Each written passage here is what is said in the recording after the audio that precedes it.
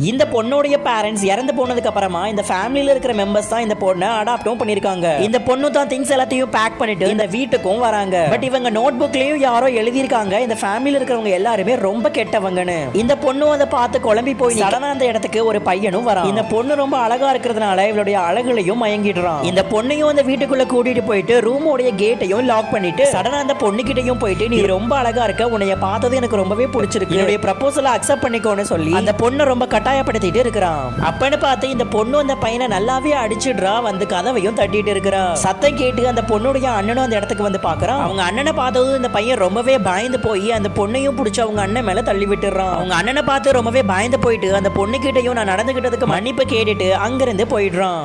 இதுக்கப்புறம் இந்த ஸ்டோரியில என்னாச்சுன்னு பாக்குறதுக்கு முன்னாடி உங்களுக்கு உங்க ஃப்ரெண்ட்ஸ்னா ரொம்ப பிடிக்கும்னா மறக்காம வீடியோவுக்கு லைக் பண்ணி சேனல் சப்ஸ்கிரைப் பண்ணிக்கோங்க. இந்த அண்ணன் பையனும் அந்த பொண்ணுக்கு பால் கொடுத்து வரவேற்கிறான். பட் அந்த பொண்ணு பயத்துல அந்த கிளாஸையும் கீழே போட்டு உடைச்சிடுறா. அப்பன்னு பார்த்து கீழே ஏதோ சவுண்ட் கேக்குன்னு இவங்க ரெண்டு பேரும் கீழே வந்து பார்க்க அந்த அப்பாக்காரர் அந்த தம்பி பையனை பிடிச்சு பெல்ட்டாலேயே அடிச்சிட்டு இருக்கிறாரு. இப்ப இந்த பையனுடைய அம்மா இந்த பொண்ணை பார்த்த உடனே ரொம்பவே ஷாக் ஆயிட்டாங்க.